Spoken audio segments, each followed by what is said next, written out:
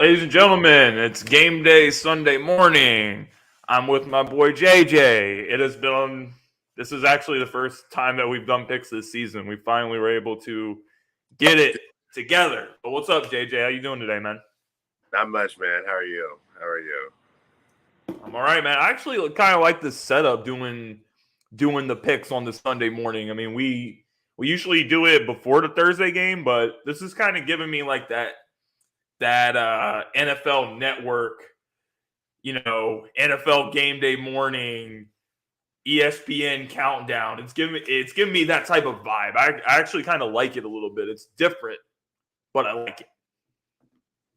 Yeah. So let's get it. Let's get this train rolling. First game, we got the Pittsburgh Steelers. Kenny Pickett came in for Mitch Trubisky last week. He's getting his first career start against the Buffalo Bills. The Bills are heavy favorites in this one, 14-point favorites at home, over under 45.5. I don't know, man. Like, I'm going to go ahead and go with the Bills. I'm just going to say that. I think Kenny's going to be a little bit overwhelmed in his first career start against this Buffalo team. And with them being at home, it's a hostile environment to go into. We all know Bills fans are crazy. I mean, these guys are literally breaking. You guys are jumping on tables and having people lay down on tables and jumping on them. Like, I really don't know what's going on over there. Like, Buffalo, I don't know. I don't know. Is there really nothing to do except jump on people and break tables? I don't know. But I know they got a really good football team. Bills win today. Well, this is a bad matchup. This is just a bad matchup, in my opinion. I think the spread is a trap, though. I don't. You think Pittsburgh covers? I think Pittsburgh can at least get it within 10 or get it to 10 points. I don't think it's superior like 21-31. It seems very enticing. You've seen the vaunted Buffalo Bills, who outside of maybe two halves, so one game combined, had not looked great. The half against Baltimore and then the first half against Miami.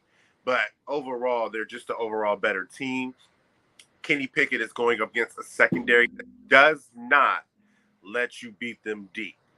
And they have two of the best inside linebackers who are great in coverage as well as run support. And so a huge target for these from the Steelers has been Pat Freiermuth, the tight end. And he'll be covered by Matt Milano and Terrell Edmonds, or Trey Edmonds, whichever his name is. Either way. Going on, Grizz? What's up, Mr. Bacon Grizzlers? Good Lord. Hello. What's up, Bacon Grizzlers? That's awesome. But, that's our man. Josh Allen is on the team. They don't run the ball well, but they screen well. And they have one of the best, if not a top 3 wide receiver in the game against a secondary that is a beast. Has trouble against this type of offense. I think because they're gonna, and Buffalo still has their pass rush. Von Miller is kind of showing off right now. Von Miller looks like he's kind of like old Von Miller, still top 5 and top 10 in sacks. And so, what's up, JJ? What up, boss? So I think it's going to be the Bills winning, but I think the Bills will win by 10 points. I think they'll get up early. By like 3 scores, but Pittsburgh will chip its way back, but it will be at the end, and the close. So the Bills are going to basically be blowing them out, and then the Steelers are going to get some garbage time, and they're going to cover the spread. You heard it from your man JJ. You heard him from the, sports betting aficionado. Take Pittsburgh to cover the spread today. So next game. If you're going to do that, go ahead. What were you going to say? Individual props if you're doing underdog or prize picks. I think the under on Kenny Pickett's passing yards and passing attempts is the move, and I also think the over on total touchdowns to Josh Allen at 2.5 is the move. What's the over under on Kenny Pickett? I think the Kenny Pickett. I think if anything, Buffalo's defense is going to contain him to get him between like 185, 195 yards, and I think his passing attempts. I think because sounds about right. I think they do not want him to be in a bad situation, and so they're going to try to limit his passing attempts to probably around that 25 to 30 range. If he gets over 30, I'd be heavily surprised. Okay. Grizz wants to know how you feel about your Ravens against the fake Orange Tigers. We will talk about that game. That's one of the last games we're going to talk about. There's Sunday night game. We're doing kind of in order-ish, 1 p.m., 4 p.m., and then primetime tonight. So next game, we have the LA Chargers coming on the road to Cleveland. They take on the Cleveland Browns. The Chargers are a slight favorite, 1.5-point favorites on the road, over under 47. This game is kind of up in the air to me. I don't really know which way I want to go.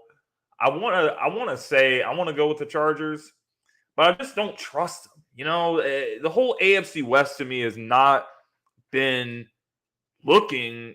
None of the teams except Kansas City have looked like the teams that we expected them to be. I mean, Friday night we're on the gauntlet. We were talking about Denver, how they haven't been impressive.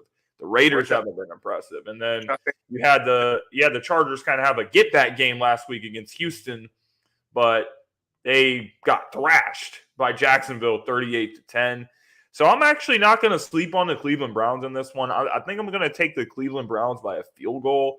I think that they're just going to make enough plays to get the job done. Myles Garrett is coming back this week, so that's going to be a big pickup, a big boost. The best division in football. And he's coming back, Myles Garrett. I think it's going to be a big pickup. I think with Justin Herbert not fully healthy 100%, still dealing with those rib injuries, if he takes a couple hits from Myles Garrett, that's not going to be good. Browns 24-21. So basically, you don't think LA is going to cover their spread because they're at -1.0. So that's them. I think the Browns are going to win outright. So no, I don't think. But sorry to call y'all out, but this was considered the best division in football, and the Chargers were, I believe, your and everyone else on the Gauntlet's favorite. No, I picked the Chiefs, but thank you. Second best team in this division and win, I think, at least 11 games. Yeah, I had them as one. I was wrong about that for sure. Well, we don't. I don't know if they're going to win. I don't even know if they're going to be in the playoffs. They may still win. They may will still win. They're just not healthy right now. They lost one of their best. They lost probably their best offensive lineman, Rashawn Slater, a couple weeks ago. Oh, no. It's Mike Williams has been in up and down. Keenan Allen has not been playing too much. It's been a little bit of a struggle here. They still have every night firepower on their defense. I do think this is a good game. I think these two teams are evenly matched because Cleveland's defense is very strong, even without Greedy Williams, who has not been here, and Myles Garrett does come back. And it's going to be interesting because LA is good against the run, and they're going against with arguably, in my opinion, now the best running back in football. And so, all right, Facebook user, whoever you are. Silver to Barber. His name's not showing up because what's up, StreamYard's weird. But shout out to Silver to Barber. It was on the Gauntlet on Friday night. What's up, boss? I think I'm going to take the Chargers. Okay. I think overall between the two teams, if the defenses do what they're supposed to be doing, I do trust, even as nicked up as he is, I do trust Justin Herbert to make a little bit more of plays to help his team win down the line over Jacoby Brissett, even though I can see it going other ways. Now, in terms of the fantasy side, betting side, I think this is a good game to take overs on Justin Herbert's passing attempts. I do think the over on Amari Cooper's receiving yards is a good deal because he is a route running machine, and again, a great route runner. No matter who he's Cowboys miss him for sure. No matter who you are going against, a route runner has a good chance of still producing because it's hard to defend against someone who knows how to run a route as precise as he does. Chubb's rushing yards are very interesting because he's going to get the ball at least like 20 to 25 times a game. And if he averages at least 3.9 to 4 yards, he's getting over the rushing yards, which I think is at 81.5.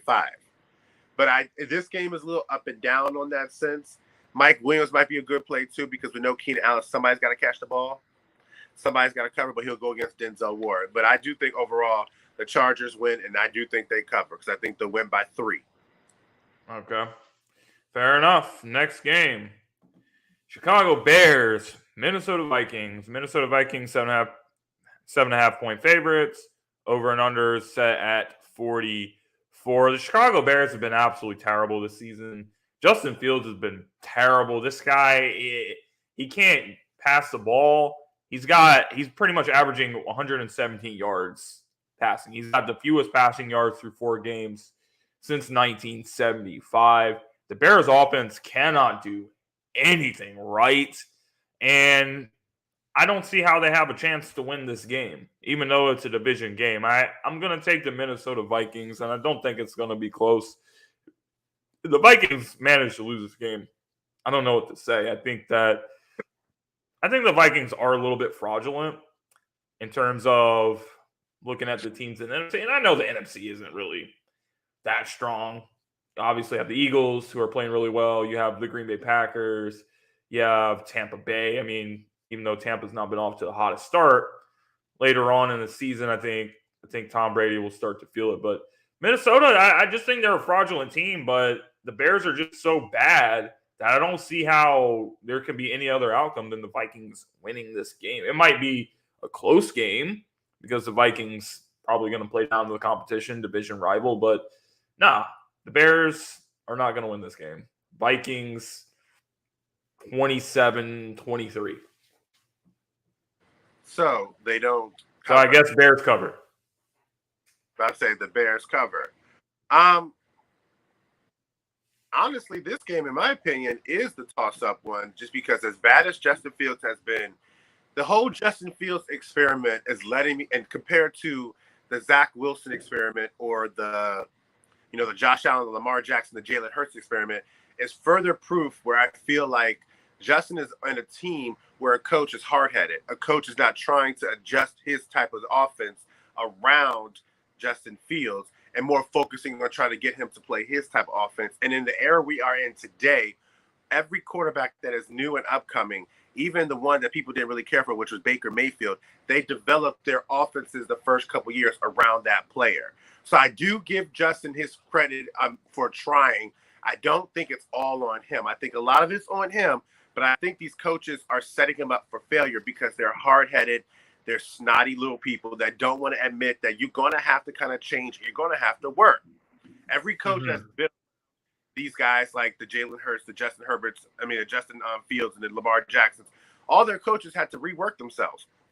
And they brought a new life in them because they had to change from what they knew to adapt to someone else. And Justin has that work ethic. But I don't think it's going to win.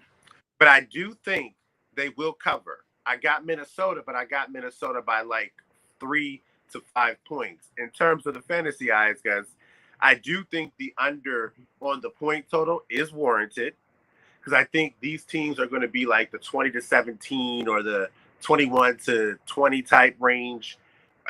Fantasy-wise, I have been pounding these every week, and I have yet to lose. Justin Fields' passing attempts are at 24. I take the unders on Justin Fields' passing attempts every week, and I have hit every single time. You heard it. The one person I'm going to keep pounding until it actually... You heard it here. This man's giving away free money. Take the under on Justin Fields' passing attempts. Take the under on Justin Fields. I think you should take the over on Kai Herbert's rushing yards. Because I don't think whatever Justin Herbert's not going to throw is going to be given as carries to him. And I think Minnesota's run defense is decent, but they're not great. If this is a close game all the way up into the second half like I anticipate, the war of attrition will also work in the benefit of Chicago trying to make a comeback. Not necessarily win, but try to make a comeback. And Kim Herbert is going to be a big reason why. Okay, Grizz, to answer your question, Matt Eberflus is the head coach of the Chicago Bears. He was the Colts defensive coordinator first year as a head coach over in Chicago. So, next game, we have the Detroit Lions shout out to our main man, Detroit. Dom in this one. Detroit. And the New England Patriots. I have a lot of family in Massachusetts actually that are Patriots, man. So shout out to them. This is gonna be interesting. The Detroit Lions have one of the highest scoring offenses. The highest scoring offense and the best total offense in terms of yards and everything. You saw him play last week, and then Detroit Dom was distraught. He was distraught. I mean, you score 45 points. You score 45 points and you lose. And Geno Smith was destroying them. And I actually don't know. I know that Brian Hoyer was placed on IR.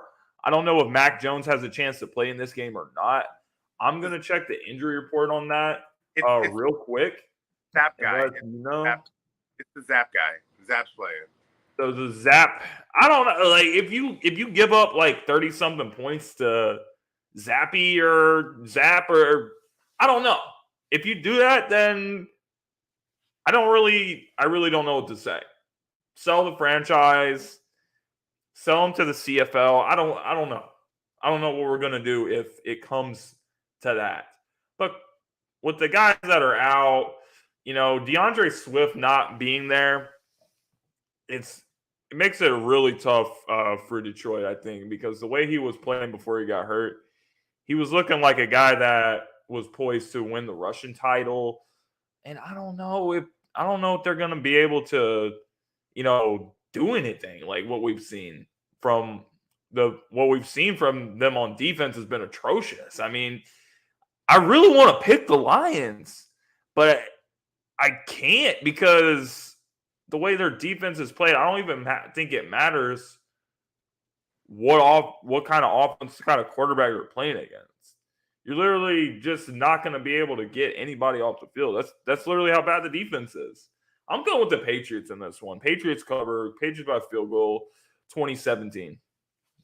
So they cover the field goal under on the money line, the line right there. Okay, this would honestly be a game that I would just pick the money line for either one, whether it be the Lions or the Patriots, whoever I felt was going to win. I would take the money line on. In the sense, I'm going to go with the Patriots, strictly money line, because these teams are in similar situations dealing with the same things. Now, while you did say no, DeAndre Swift was out, DeAndre Swift was kind of proving that he started to kind of come in his own. Jamal Williams is not a yeah, he's pretty good too. And they're supposed to get Amon St. Brown back, which is going to be a benefit for them. Now, I do think the Patriots secondary and their pass rush is well equipped for a game like this, which is why I've ultimately picked them in the money line. In terms of the over and unders, in my opinion, I'm going overs on both the Patriots running backs. Patriots like to run the football on their own anyway, and they had Mac Jones at quarterback. They certainly like to run the football when they got another guy in that they're trying to ease into it. And so Rondre Stevenson and Damian Harris, their overs on run attempts are, I think, like their attempts are like 11 and 13 respectively. I got overs on both of them because I expect this game to be very close, and I expect this game to be a game of field position, which means running the football is going to be key in chewing up the clock and trying to prevent the other team from having a chance to win. So I think those are the perfect overs on this game. Shout out, because I ain't gonna call him out. I'll leave Denzel out this one because I was gonna make a joke about. Call him out. Call him out. Now, like Jay Nelson's his dog of a tight end, TJ Hawkinson, is in this game, and he's supposed to go off because. Why do you not think TJ Hawkinson's good? No, I think he's good. I just think he's inconsistent, and I don't think a dog is inconsistent. I think he's good, but he can be schemed out of games big time. And even with the attention that Amon-Ra St. Brown is getting, he's still not captivating. They were ranking him top 4. I mean, in the Wallers, in the Andrews, in the Kelsey. I mean, he was like I actually drafted him to my fantasy team. He hasn't been. I've been starting Dallas Goedert over him. Dallas he scored 40 points on my bench last week. Dallas might be proven more of a case to be better than him because Dallas is being a little bit more consistent. I think he is. If TJ's not consistent, so that's why I don't consider him a whole dog. Like, I consider him a good player, a good tight end, but he's not in that elite status or whatever, top 5. Not a dog. Okay. All right. Well, you just got roasted, Denzel. So take that. So next game, Seattle Seahawks taking on New Orleans Saints. Saints are 3.5-point favorites at home. Over 45. Listen, I like the way how Geno Smith's playing right now. He's a guy that's playing with like a lot of confidence. He's looking very comfortable out there. He's actually looking poised. I mean, before the season, I don't even think we will be having this discussion. But there's a lot of people out there that are saying, listen, Geno Smith has outplayed Russell Wilson so far this season. And anyone that says that will be 100% right. So I like the Seahawks. I'm going to pick the Seahawks. Underdogs on the road. I get it. You're in a Superdome. It's going to be loud. But I think the Seahawks are poised to win this game. Right in the confidence of Geno Smith. I think they go in there, get the upset on the road in New Orleans. Tough place to play. Get a tough road win. Seahawks in a close one. Interesting. I don't know what to make of either of these teams, to be very honest with you. And the first month of the season didn't show me anything to help me kind of figure out what these teams are. I think there are good parts of these teams. I think there's good moments. I don't think these teams are very good, even as decent as Geno Smith has been playing.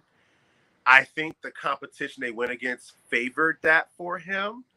And I think today would kind of be no different because New Orleans is they're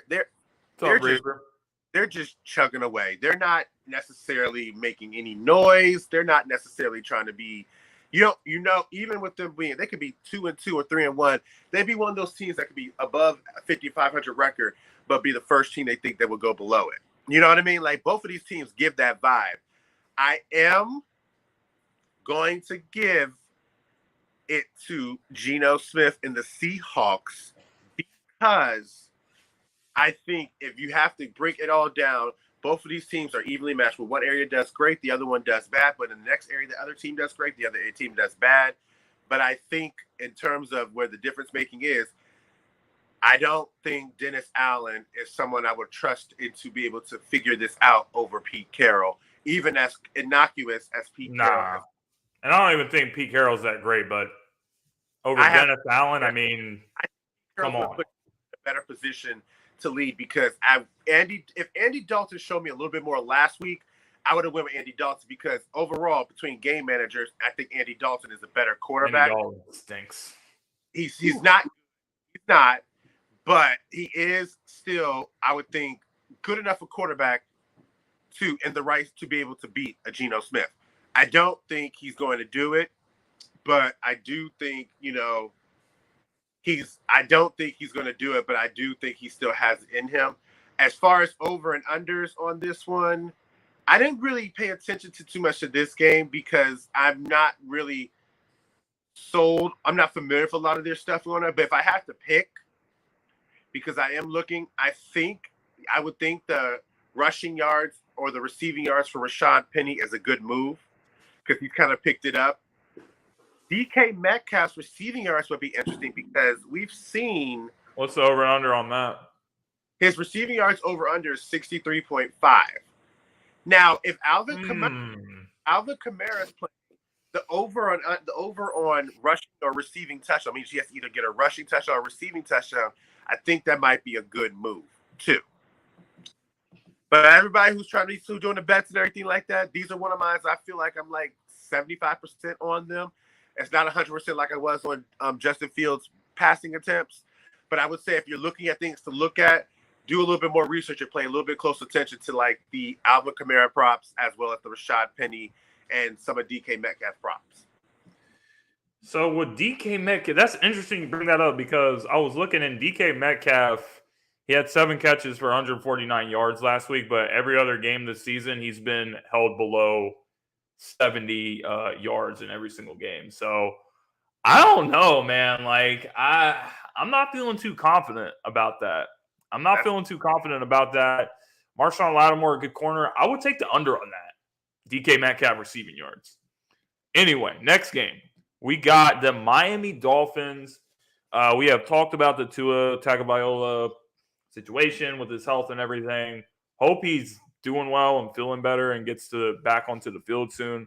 But for the meantime, Teddy Bridgewater is going to be starting for the Miami Dolphins on the road against the New York Jets.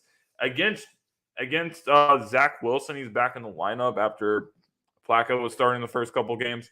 So it's an interesting divisional game, but in the end, Miami just has the better weapons. As long as Bridgewater doesn't turn the ball over, they're going to have a really good chance to win this game. Just get the ball to your playmakers. Just get the ball to Tyreek Hill. Just throw him the ball. Get him the ball into space. Let him use his speed. Let Jalen Waddle use his speed. Attack that Jets defense. Although, I will say this. For a rookie, Sauce Gardner, he's been playing as good as any – go ahead. Fun. He's been playing as good as any rookie, and he's been playing as good as any corner in the league right now. I mean, he's been very, very impressive to start the season. So, he might have something to say for Tyreek Hill. He might have something to say for Jalen Waddle. I don't know if he's going to be following Tyreek the whole time. I don't know if he's going to be switching up. But in the end, I just don't think the Jets have enough on that side of the ball to contain Miami's offense for 4 quarters. So I'm going to take the Dolphins to win this one. So, to your point, and I'm glad you brought it up because I was getting ready to sit there and say that. I was like, Sauce Gardner is probably the one defensive player on that team that I'm almost guaranteed is going to, whoever he's matched up on is going to be fine. The reason why I'm still not going to take the Jets is when they faced a team that had more than one superior weapon on the wide receiver side, they lost by like 10 plus points, and that was against the Cincinnati Bengals, where they had T. Higgins, Tyler Boyd, and Jamar Chase. Now you got Tyreek Hill, Jalen Waddle, and then you got Mike Gesicki in the middle, and then you got the Raheem Mostert and the Chase Edmonds. And Teddy Bridgewater, who is a capable game manager, has another week under his belt to be able to work into this offense. I have Miami, and I have Miami by a touchdown just because I see similar intricacies between the game against Cincinnati to get the game of this one, even though the team may appear different, whereas Joe Mix is a better running back compared to Raheem Mostert and Chase Edmonds, but Raheem Mostert and Chase Edmonds are no slouches. Since I got Miami in this one, I will say if I'm picking, I'm not sure. I stay away from the wide receivers because I'm not sure who is Sauce going to be going against. Is Tyreek Hill the one they want to take out and think they can take their chances against Jalen Waddle? Or if Jalen Waddle the one that they feel like is going to be a matchup nightmare? Sauce is going to take one. Whoever Sauce I think both of them are a matchup nightmare. Either way. Whoever Sauce takes, I'm taking the other. The problem is I just don't know which one. And the thing is, I will say I am going to take Raheem Mostert's rushing yards or the rushing attempts or the rushing and receiving yards, because his rushing yards are 58.5, his attempts are 14.5, and his receiving and rushing yards are 73.5. Raheem Mostert is a very capable back in a very good offense, and I think Gesicki, I think his receptions are at 2. I think that's a good one because I think that they're going to find open time for him, or he's going to have some open opportunities. And unlike with Tua, I think Gesicki and Bridgewater will have more of an intricate connection. Game managers like to use their tight ends to manage games. And I think Gesicki, this is a good game for Gesicki kind of go off. Fair enough. So we're both going with the Dolphins in this one. Next game, NFC South matchup. You have the Atlanta Falcons going to Tampa Bay to take on Tom Brady and the Tampa Bay Buccaneers. Obviously, Tom Brady dealing with a lot of drama right now in his personal life. And the Buccaneers to this point, only being 2-2 on the season, have not looked that impressive at all, especially offensively. Their defense is playing at an unbelievable level.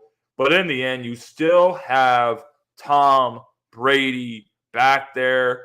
And you know what? I think this is a classic Tom Brady get back game against the Atlanta Falcons. He is 10-0 against the Atlanta Falcons, including in Super Bowl 51, obviously 28-3 comeback.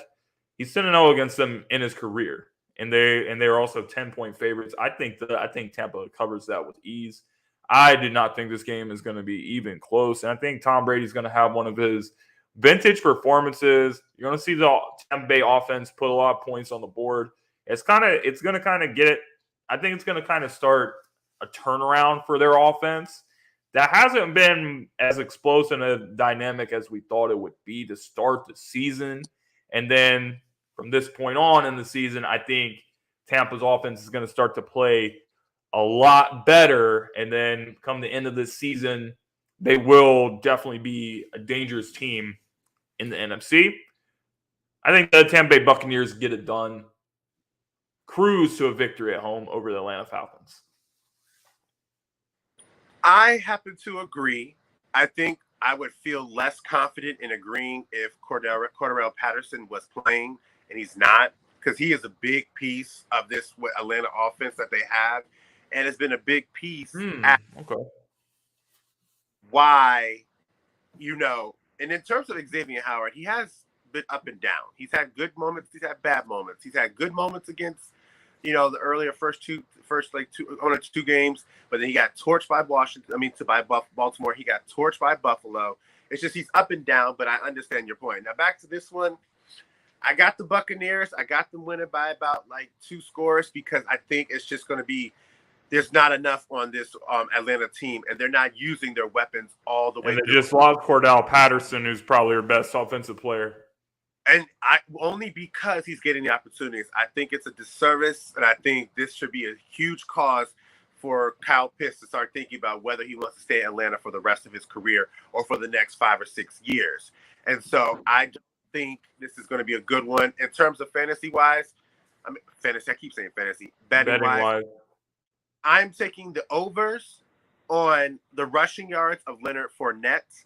I am taking the over on passing attempts for Marcus Mariota because the Tampa Bay Buccaneers are one of the top 3 run defenses and a top 5 overall defense. So I think you're going to have a difficult time running the football, which means you're going to have to rely on trying to pass the ball. And his passing attempts are at 28.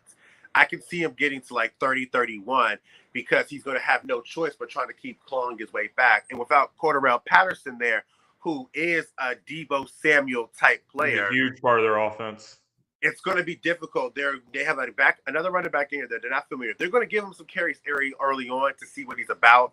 But Vita Vea in that defensive line, Devin White, Levante David, they all are fantastic at crashing and gang tackling, and it makes life very hard for a running back to try to gain some traction on them.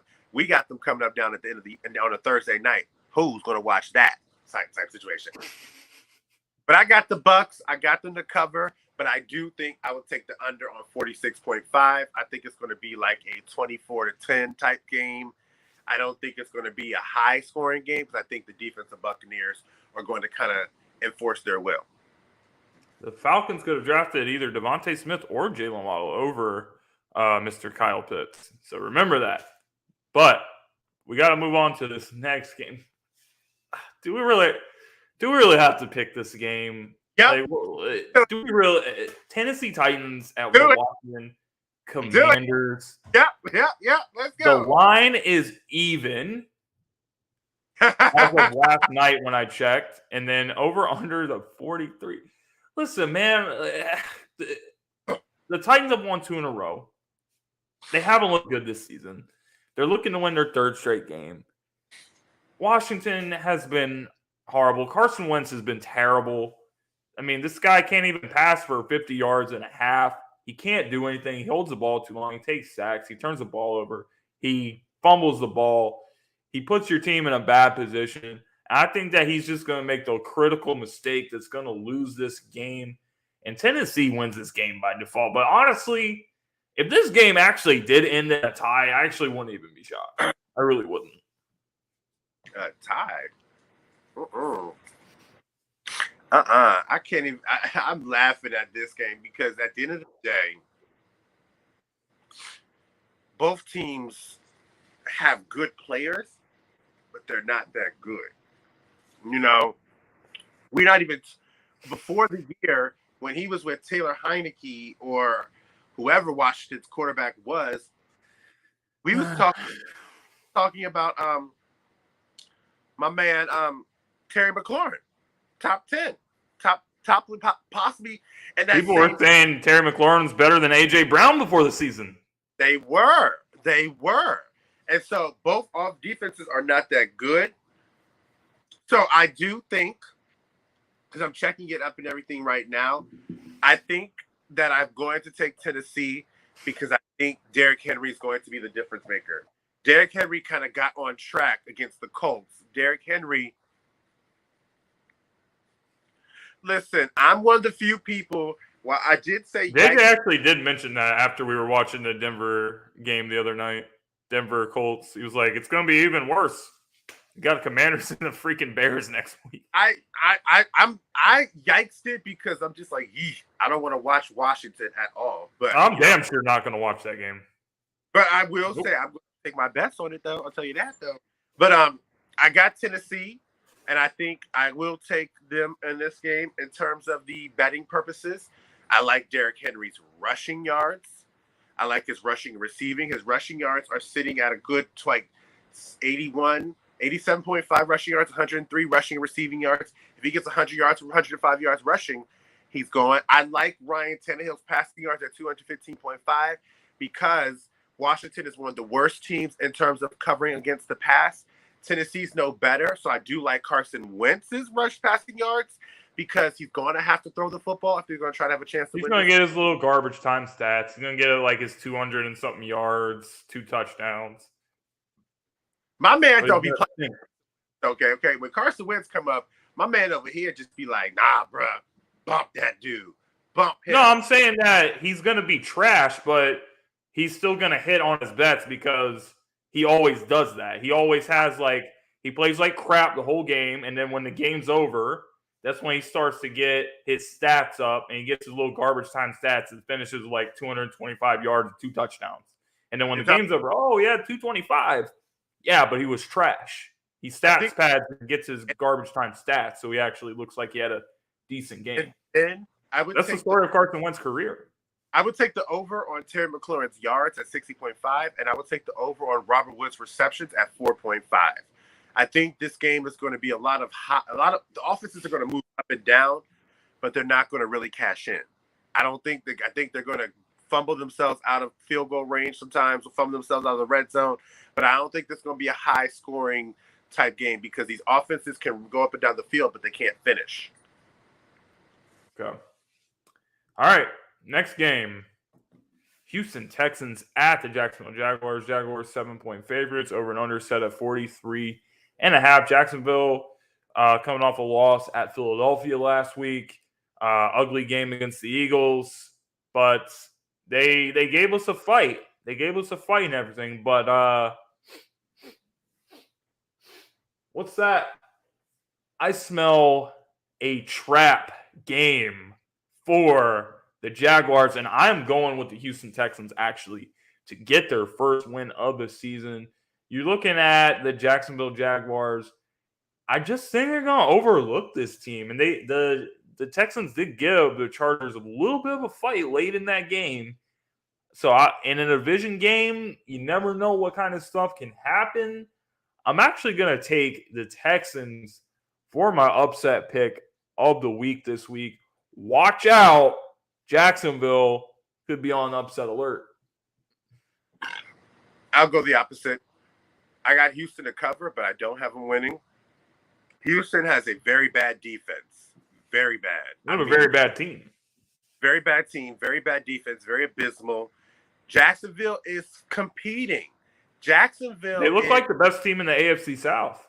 Jacksonville is where the Derek Carr Raiders were back in 2015, where they finished 8-8, where they were competitive in every game, but they weren't too busy winning most of those games. But they weren't just your typical destroy them on the schedule type thing. Trevor Lawrence figuring it out. Trevor Lawrence is playing rather well. He has definitely progressed from his rookie year to now. And Doug Peterson, whom we can agree can call some good games. He's done great with Jacksonville so far. And so I do think I like Jacksonville to win this game, even though it's a division game, so these teams do know each other and stuff. And Lovie Smith, I do give him a lot of respect, but they don't have the players. They don't have the defensive players needed to stop on an offense. Christian Kirk, who everybody was wildly criticizing about that contract that he got, has looked good in Jacksonville. I do get Jacksonville to win. I got Houston to cover. If you're looking for betting purposes, I do think because Houston's offense is bad, the 1.5 touchdowns for passing for Trevor Lawrence, I will take the over because I think he can get 2. I like the rushing and receiving yards for Travis Etienne, and I like the rushing yards for James Robinson. They are both around that. James Robinson is a beast.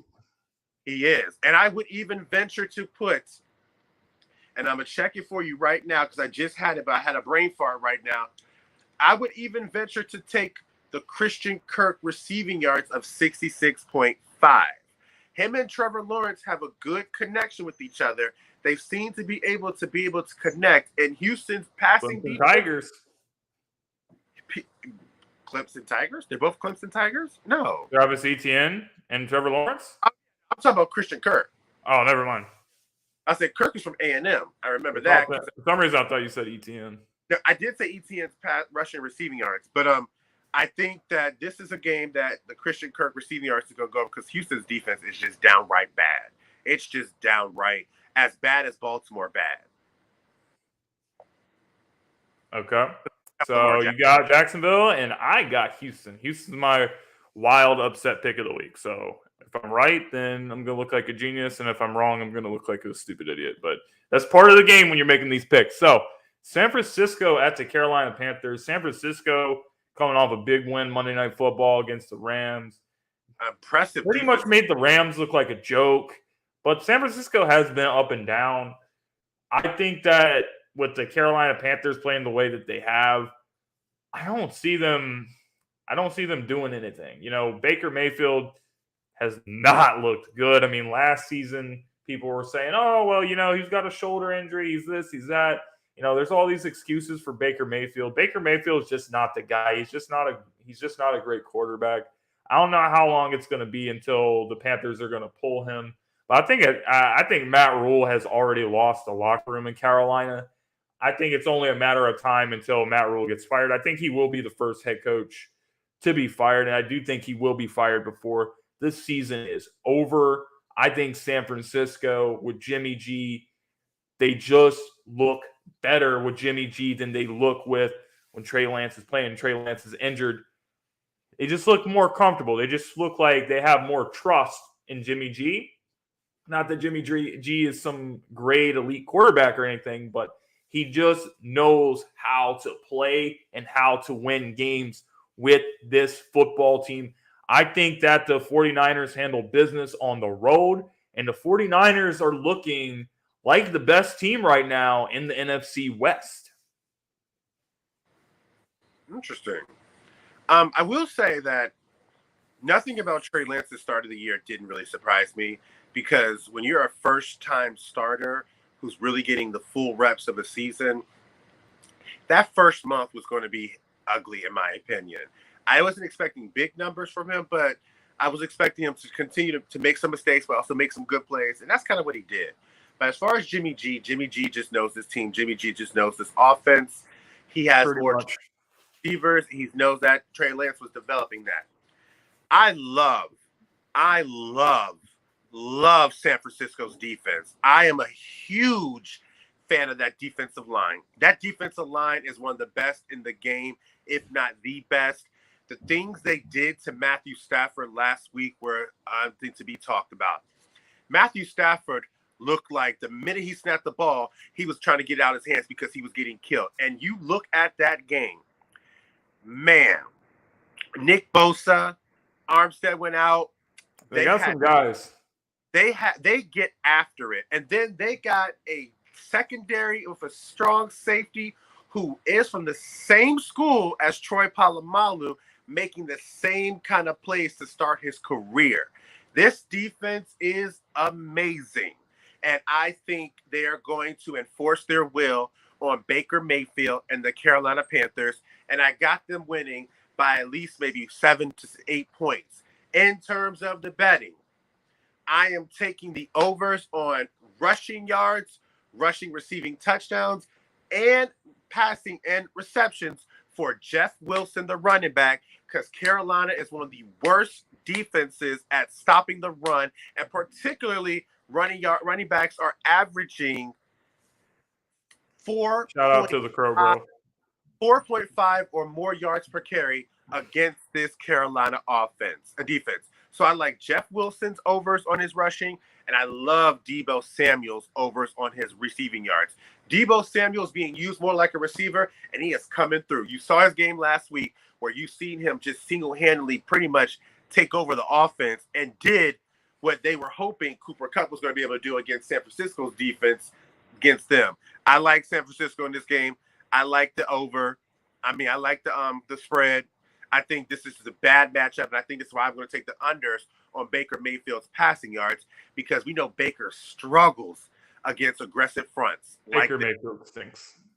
Take the I don't care what it is. Take the under on every single thing with Baker. Next game. Speaking of the Rams, you talked about San Francisco's great performance against the Rams. Rams hosting the Dallas Cowboys. The Rams are 5.5-point favorites at home.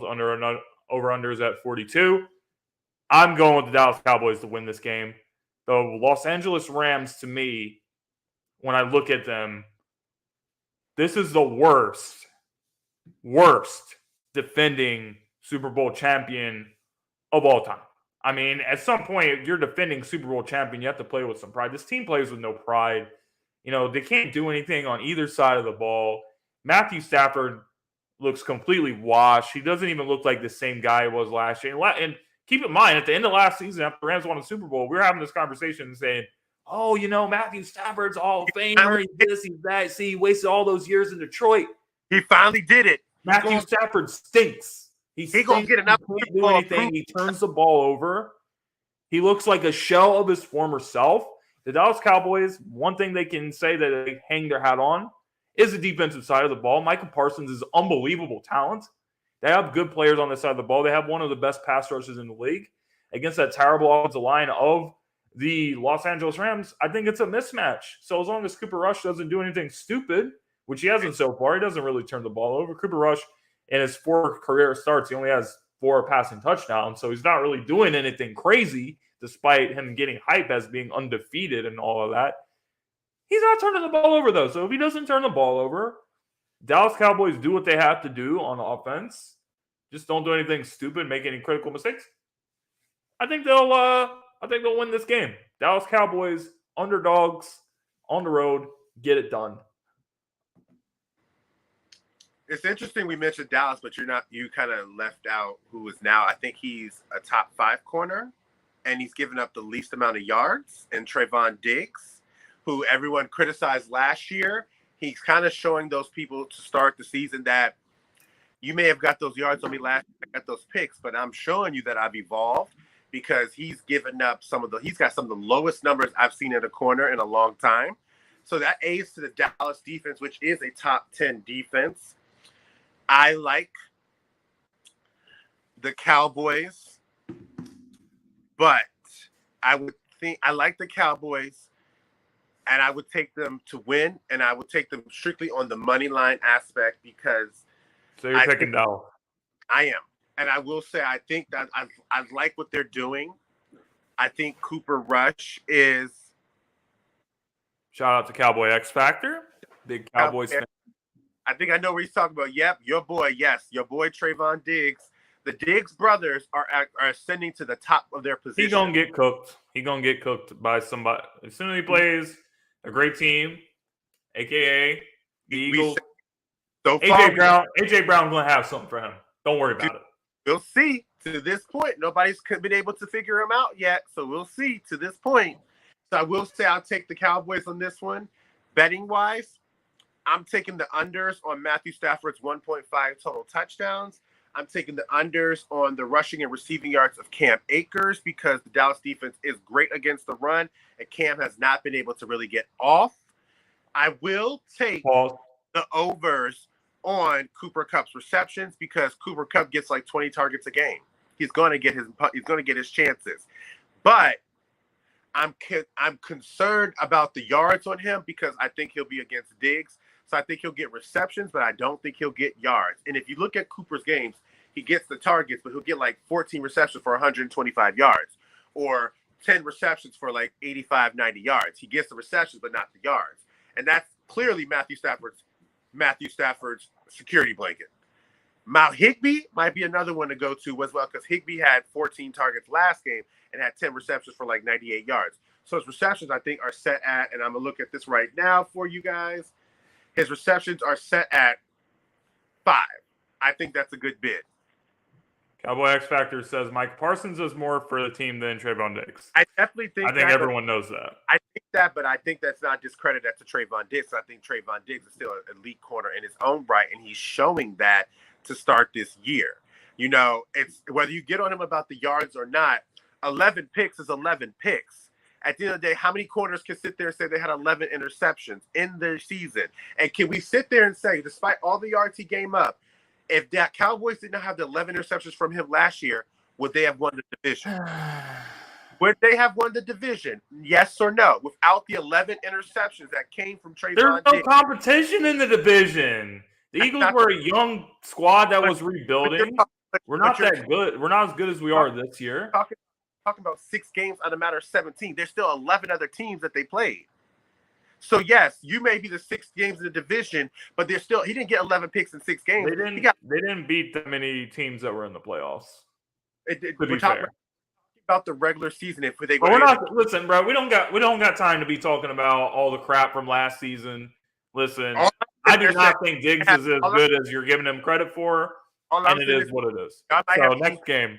Have to eat crow on Diggs. Y'all might have to you know what it is. Philadelphia Eagles, last undefeated team standing, going on a West Coast road trip, going to Arizona. We're 5.5-point favorites. Over and unders at 49. Jalen Hurts has been playing unbelievable football this season.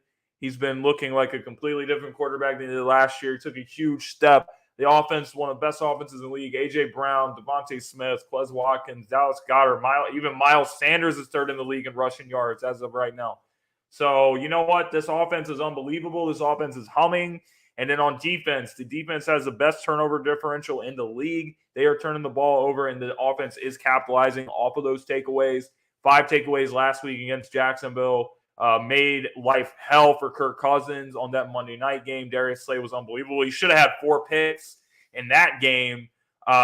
Made Carson Wentz look like trash.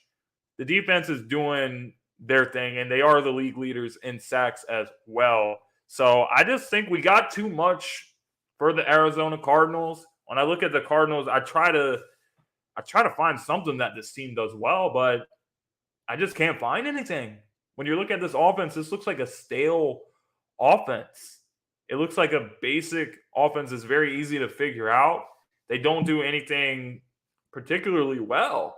And when I'm looking at Cliff Kingsbury, I'm just wondering, this guy just got a contract extension. Is this guy really an NFL coach? The way this offense is looking is so one-dimensional, it's so bland. I don't see what this team can do. They have playmakers. They have Marquise Brown who can stretch the field and open up the middle of the field for Ertz. But I think we got this, man. The Cardinals just don't really move me like that. If DeAndre Hopkins was playing this game, I would say, all right, this guy has to demand double coverage. This is going to make it a little bit more difficult on the rest of the team, but he's still on his suspension. Eagles are going to go up here and handle business. Eagles to 5-0 after this week. You got up for this game. You got up for this one. I get up for my team every week. I ride for this team. I love this team. Wait till you have.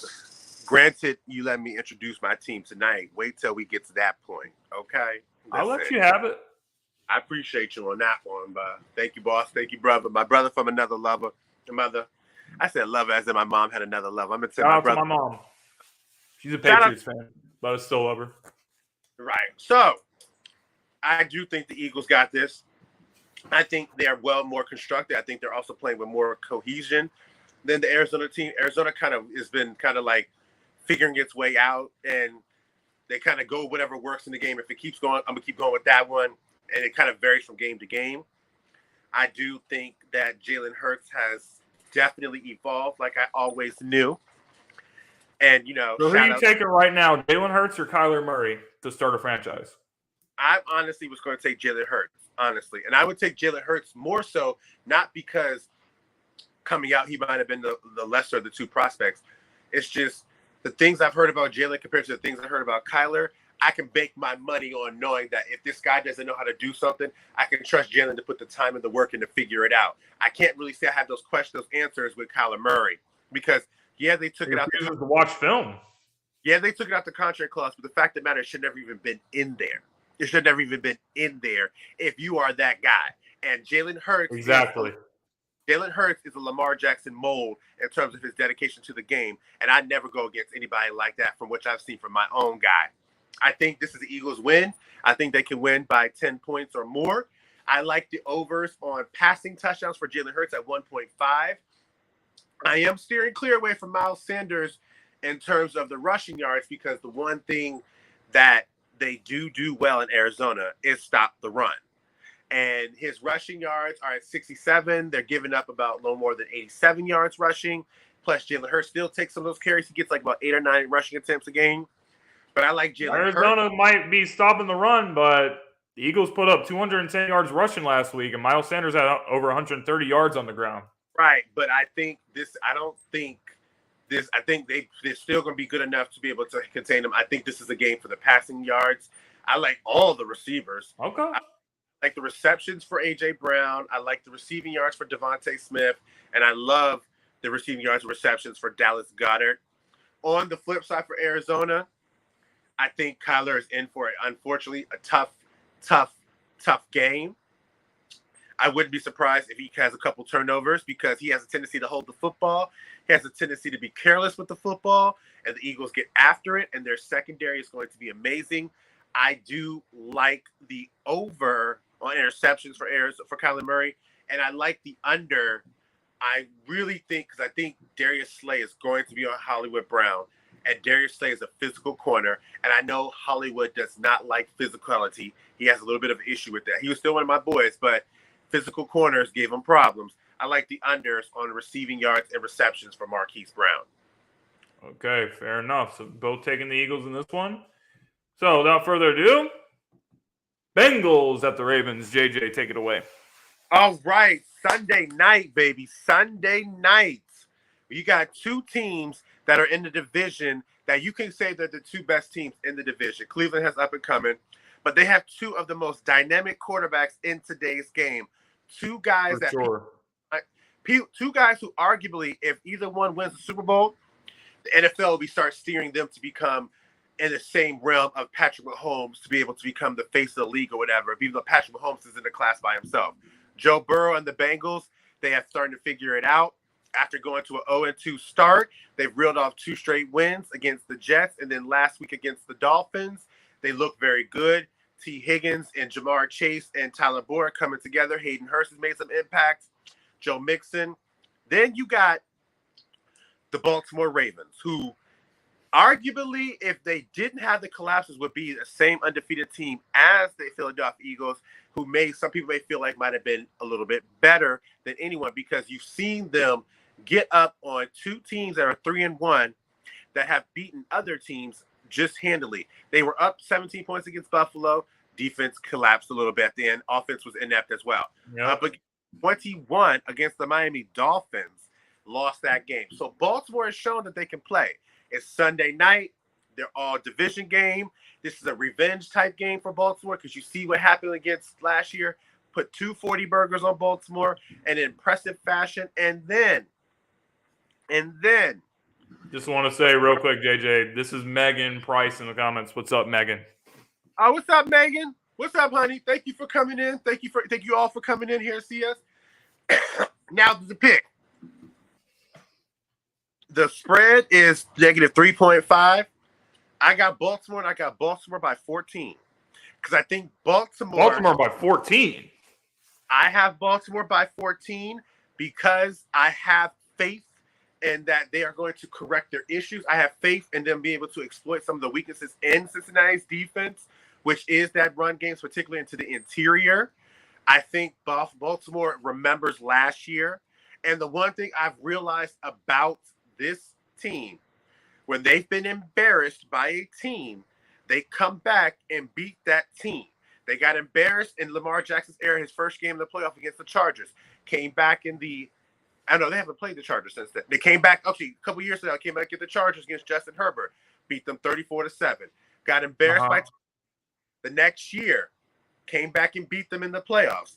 Now they got embarrassed twice by Cincinnati. Mind you, the last time a healthy Baltimore Ravens team faced Cincinnati with Joe Burrow, they beat them 27-3 when Joe Burrow's rookie year. Last year, half of these players that were on the team this year were not on those games last year. J.K. Dobbins, Marcus Peters, Ronnie Stanley is active now. Ronnie Stanley's first Joe Burrow didn't have T. Higgins and Jamar Chase his rookie season, though. He had T. Higgins. He didn't have Jamar Chase. Now, mind you, the Ravens have a better secondary now with terms of the safety aspect with Marcus Williams. Marlon Humphrey is still here. Marcus Peters is playing. Brandon Stevens is there. I just think I'm going to leave it at that. I got Baltimore over 2 touchdowns. I'm taking 2 touchdowns. I'm taking the overs on Lamar Jackson's touchdowns at 1.5.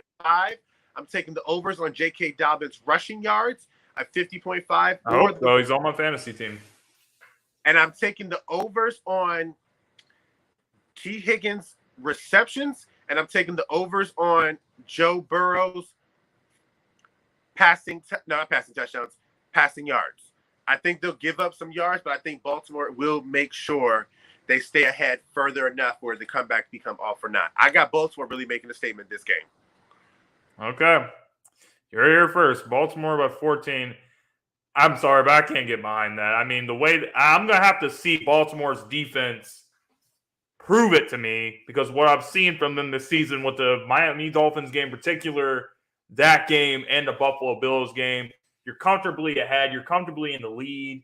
So honestly, if the Ravens do get up to like a 2-score lead, that's when I would start to be a little bit nervous, just because of what we've seen from this defense. And you're going up against an offense that has Jamar Chase and T. Higgins and Tyler Boyd and some really great playmakers. And Joe Burrow, obviously a great quarterback. I just got to see this defense perform like Baltimore Ravens defenses that we've seen. Because if you're talking about this franchise has always been hanging their hats on defense. And the defense has just not been there for them this season. I'm going with the Bengals on the road. I think it's going to be a close division game. 30-27. The Bengals pull it off. Joe Shiesty versus Lamar. Going to be an exciting matchup. But that's it for that. So, last game we have is the Las Vegas Raiders against the Kansas City Chiefs. You have the Chiefs that are 7-point favorites. Over and unders at 51.5. Listen, man, we know how this game's going to happen. The Chiefs are going to run away with the AFC West division. It's not even close. I don't know.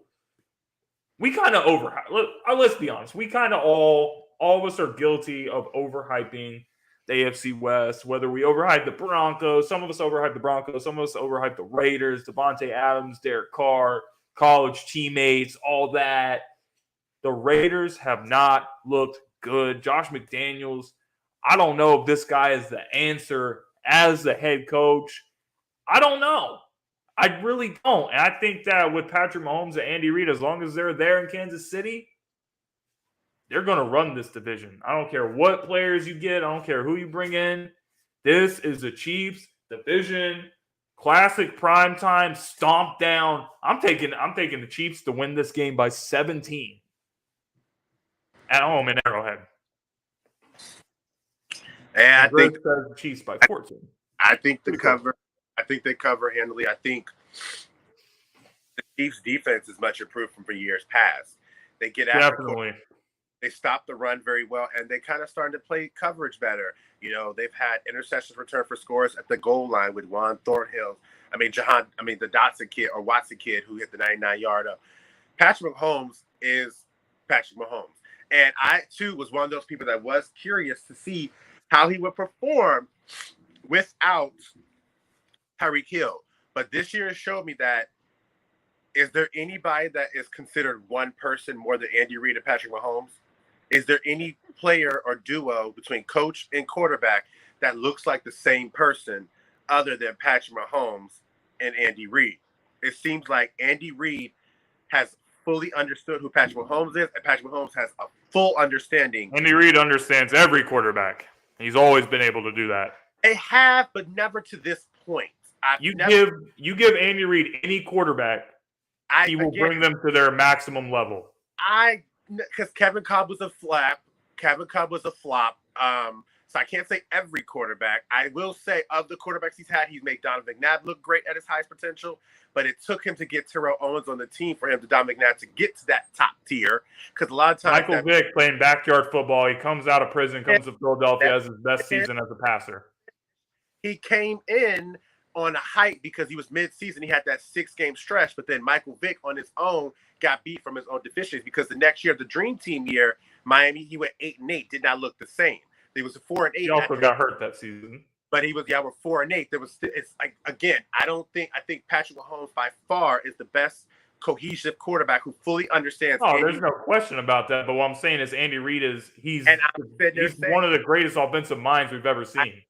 But I still disagree with what you're trying to say. I don't think any of those quarterbacks. He's a quarterback guru. It's proven. I said that. You're missing listen to the points.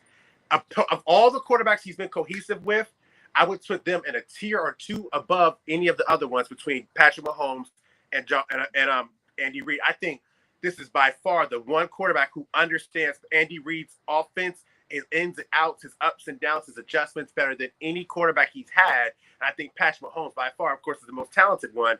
But I think them two together, they literally are. I'm not disagreeing with that, but what I'm saying is, if you look at Andy Reid's track record, look at Alex Smith also, for example. Whole tenure with San Francisco, never passed for 4,000 yards.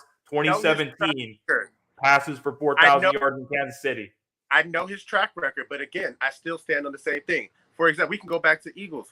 Most of your the 4 straight years NFC championships, 1 year was truly the best year for the offense. Other 3 was the defense. So Donovan was getting there, doing his thing. Then you had Kevin Cobb and Michael Vick. Michael Vick came in on a spurt, but when it came to a team that had the same type of defense, you had to kind of have to overcome them. Michael Vick couldn't get over Aaron Rodgers and Clay Matthews on the team. That's because the quarterbacks were not elite quarterbacks. That's the point. To Alex Smith, they still were only a 10-6 type team. They weren't 13-3. They weren't 12-4. They weren't that top tier, look like above and beyond the best team the way I've seen with Andy Reid and Mahomes. I think if you ask them, I agree with you. I understand what you're saying. He's a QB guru. I'm not taking that away from him. I think that's an amazing feat. I just think of all the times he's been a QB guru, this is the one that he looks the most 100% without a doubt, no questions asked, hands down. That's because Mahomes is easily the best that he's had. The other guys were not even close to being in the conversation as the best quarterback. That's why I'm saying it's a credit to Andy Reid that he was able to have success with those other guys. No, because all those quarterbacks were talented. Remember, Alex Smith was a first-round #1 pick overall. He was but he did not perform he was not performing as the best quarterback. He was overshadowed by Aaron Rodgers, who was picked 24th. But to the point, though, he was on a team in San Francisco who had Mike Nolan, Mike Singletary off of coach's conundrum. When he got with Harbaugh, they ended up getting over to the Super Bowl, going to the hump. He had 10-2 with Kaepernick. But hold on, Alex Smith was 10-2 that year. My point is, none of those quarterbacks I think had a full understanding better than Patrick Mahomes of Andy Reid. I think Andy Reid saw that he had Alex Smith's mental IQ, because Alex Smith was one of the highest IQ quarterbacks in the game. Donovan McNabb's talent, because Donovan was talented, but he had the work ethic of a Looney Tune. I think those two combined. I don't think McNabb was that talented. I think Andy made him look a lot better than he was. I don't know, man. He came out hot. He goes to Washington. Trash. Anybody went to Washington trash during the Jim Zorn or after Jim Zorn era was trash. I don't think if he had another coach besides Andy, I don't think he would have had the same career. I stand by that. We will never know. I would kind of challenge that a little bit because I think his talent was going to get himself. I don't think he would have been as accomplished, but I think he would have been talented enough to maybe get a couple 10-win seasons or so, like a Dante Culpepper, a little bit better. But I got off track. I think that the Chiefs are going to win, and I think that was a nice little debate we just had. It was, and I think the Chiefs are going to dog them. All right, so that's pretty much it, guys. We made our picks for the week. I actually like doing this on Sunday mornings. Like this could be a thing. So check your calendars. Maybe next Sunday we'll be back. Same thing for week 6. Appreciate everyone that tuned into the comments and was a part of the conversation. Grizz, X Factor, Megan, obviously, Silver the Barber, Reaper, all you guys, man. We appreciate you guys. Love you guys. See you guys next Friday night on the Gauntlet, where we talk everything about the NFL as part of the Sideline Sports Network family. We will see you guys next